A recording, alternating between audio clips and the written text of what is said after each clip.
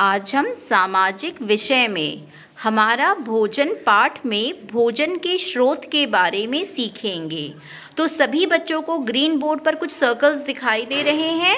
Yes ma'am. तो इन circles में हमें भोजन के स्रोत के नाम लिखने हैं। कुछ भोजन हमें पेड़ पौधों से प्राप्त होते हैं और कुछ भोजन हमें जंतुओं से प्राप्त होते हैं।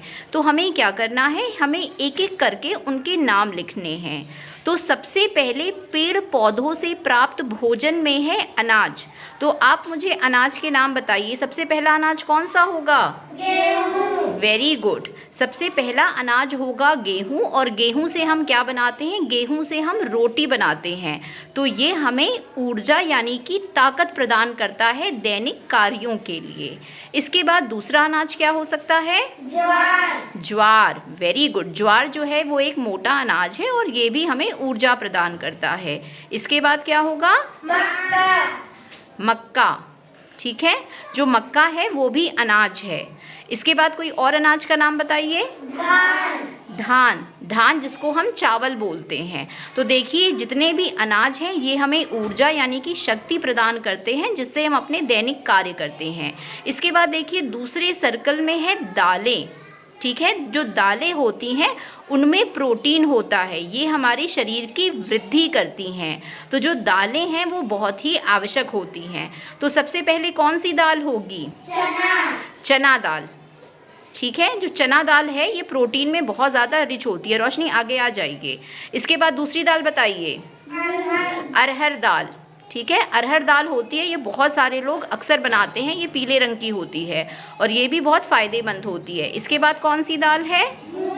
मूंग दाल। अरहर दाल और मूंग दाल दोनों पीले रंग की होती हैं, दोनों फ़ायदेमंद है। इसके बाद कोई और दाल बता सकते हैं?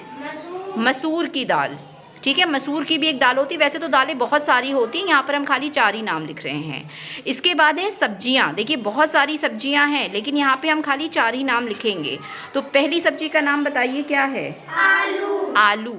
ठीक है, आलू जो होता है वो भी एक लाभकारी सब्जी है। इसके बाद दूसरी सब्जी बैगन। बैगन। ठीक है, कोई भी आप सब्जी का नाम लिख सकते हो। इसके बाद टमाटर। टमाटर। लौकी लिख दीजिए। हाँ, लौकी लिख दीजिए। इसके बाद क्या हो सकता है? गाजर। गाजर।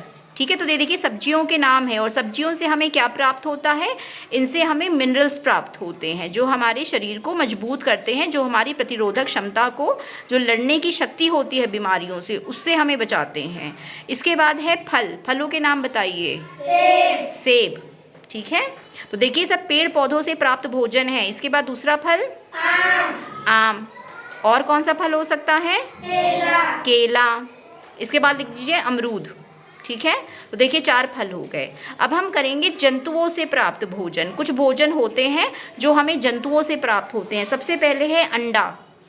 जो मुर्गी होती है वो अंडे देती है। जो अंडा होता है वो प्रोटीन में बहुत ज़्यादा एनरिच्ड होता है। तो हमें अंडों में बहुत ज़्यादा प्रोटीन मिलता है प्रचुर मात्रा में। इसके बाद दूसरा क्या होगा? दूध। दूध।